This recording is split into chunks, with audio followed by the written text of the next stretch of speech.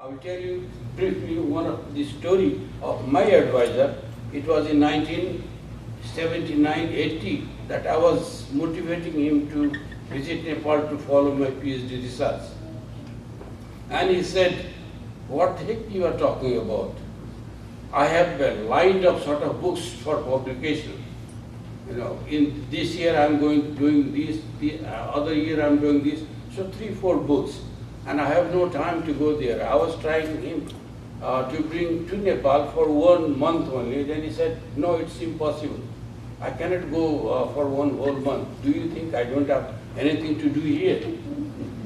And he had been, besides this USA, he had once been to Germany, that was Europe, and once to France.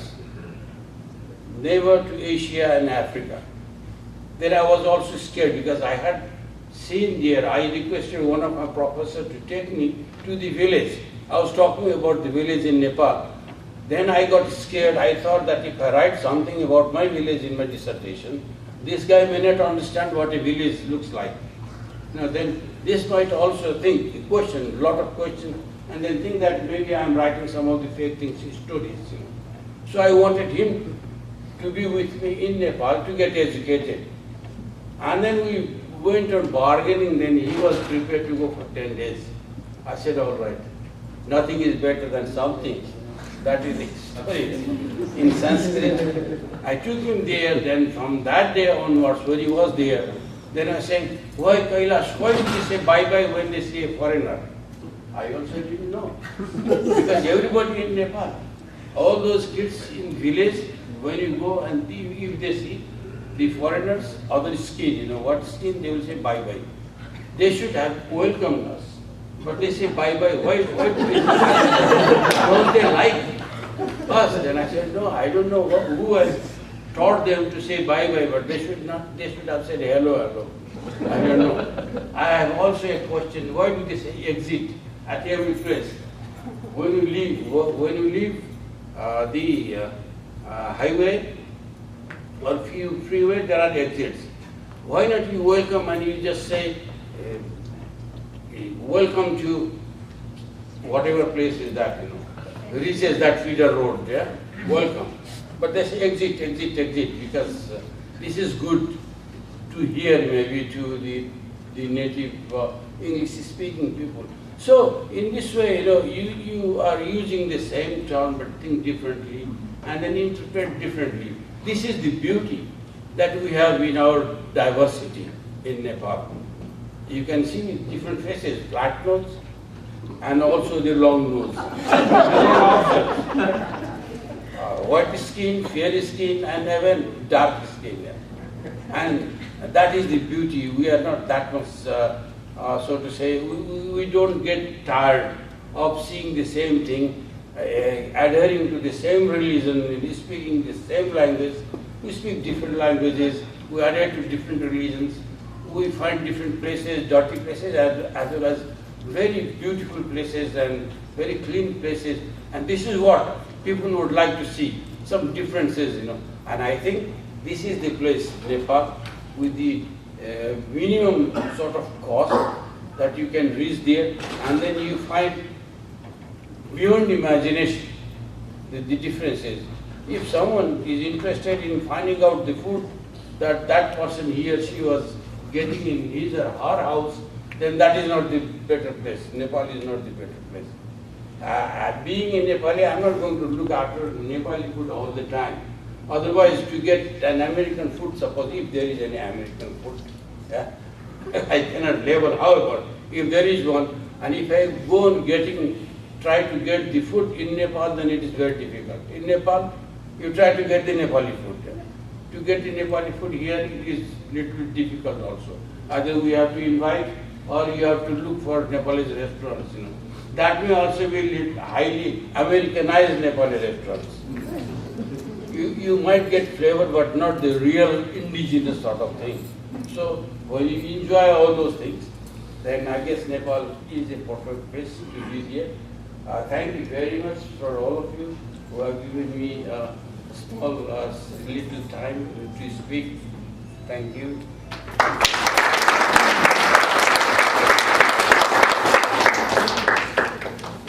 thank you, Dr. Diakuriel, for your highly interesting extempore, I must say.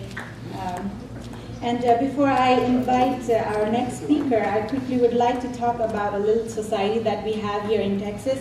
Just like the Association of the Nepalese in Americas, that's in the bigger picture that includes all the Nepalese in Americas. We have the Society of Texas, and we have a representative from that very organization, and he is the executive member, Mr. Leela Shrestha. Would you please stand up?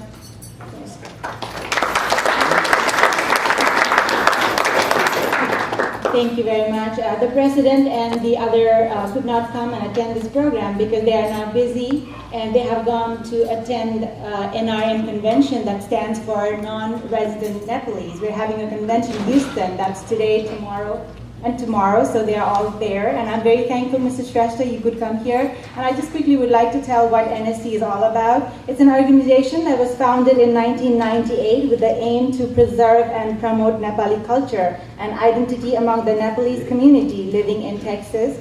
NSC has been organizing different programs to safeguard the culture and language of Nepal, and one of the highly laudable efforts of NSC, apart from so many other programs, is the Nepali school program that is immensely helping the Nepali children born and brought up here to learn Nepali language and touch base with Nepal so they will never forget their roots. As Texas, and especially DFW Metroplex, it becomes the major hub cities of the new and ever-growing Nepali immigrants. The role of NSC has become greater and much more crucial than ever before. And distinguished guests and Your Excellency, Mr. Shrestha just said that NSC is going to establish a Business Entrepreneurs Committee from July, and they expect that this committee is going to help promote the tourism sector in every possible way, and that is a good thing. So with our program, it's kind of coincided that they're going to be there in July. So our next speaker, I don't know how to introduce him because he's a very good friend of Nepali community. Just to say that he's been the past district governor of Lions District 2X1. It's Mr. Frank Pickens. I'm so used to calling him Lion Frank Pickens because I'm a Lion too, and I just have to call him Mr. Frank Pickens. I would like to kind of invite you to come to the podium and share your attachment that you have with the Nepalese community. He's a true friend of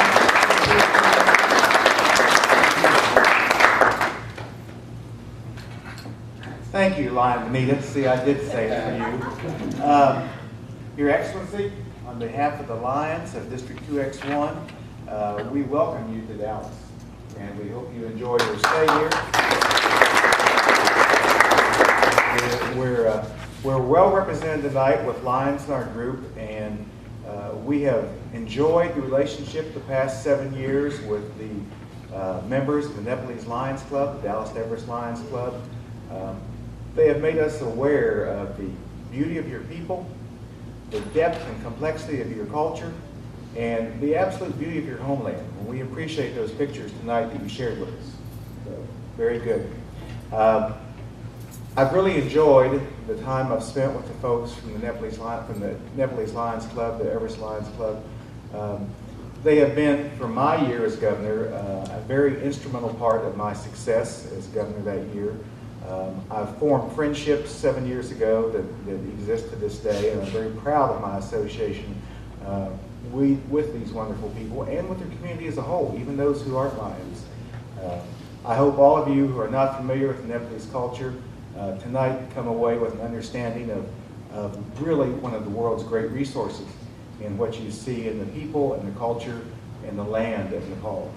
So again, I appreciate the honor tonight of coming here and speaking to you. I look forward to hearing more about your country tonight. It's a quest for knowledge that will never end because you have so much to share with us. I would be remiss though if I didn't introduce one person who's out in the audience, and that is our District Governor-elect, Lion Dan Boesteker. If you will stand, please, Lion Dan. I think I can speak for Lion Dan and say that he, like me, shares our gratitude for the help and the efforts of the Lions of the Everest Lions Club, because just as they made my year a success, I know they'll contribute to Lion Dan's year as a success as District Governor. But thank you tonight for inviting me here. It was a true honor.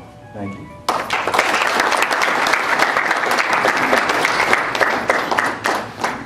Thank you, Lion Frank Pickens. Thank you so much. On behalf of the Nepalese community, I really would like to thank you for being there for us. You have been really a big help. I mean, just like a guardian to us, like whenever we have some problems, not only the lion problems, not the problems, like lion issues, like, and I mean, Frank knows so many Nepalese. I'm so like surprised when he knows more than I do. So that just shows like how popular he is. You haven't done a very good job of training me because I forgot to, as I walked up there, namaste.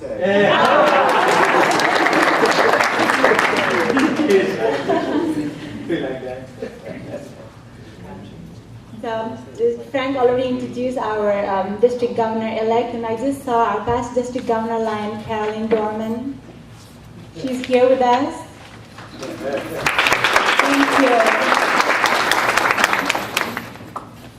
Our next guest speaker is Mr. Min Deen Phan from the Census Bureau. Mr. Phan, can we have you here, please?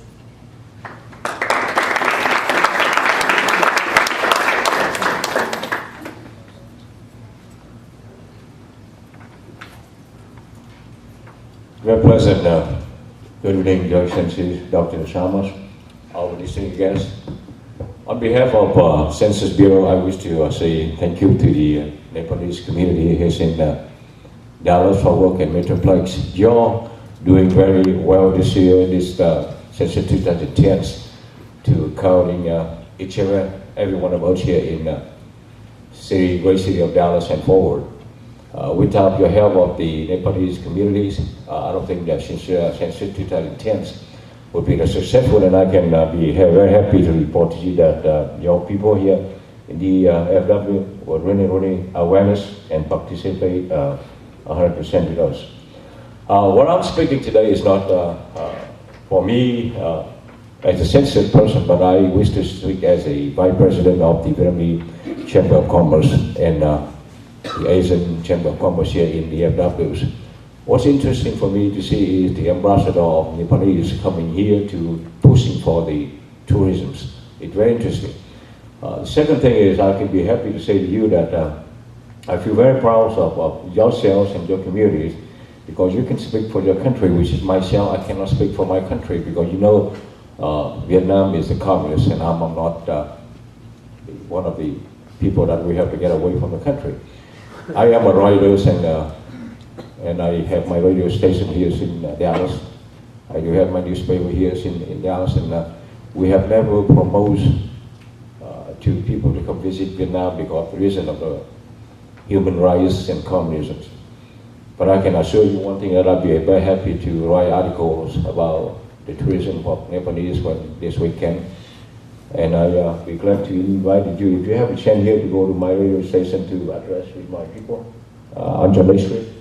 And you can promote tourism for the Vietnamese communities here in Dallas. In particular, that our radio station is broadcast throughout the world and go back to Vietnam. So my invitation to you this time, and next time if you're in Dallas, I'd be glad to have you in radio.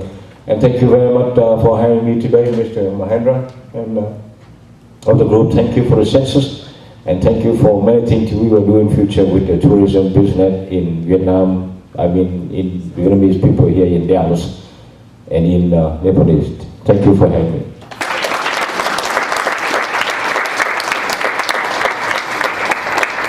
Thank you, Mr. Phan.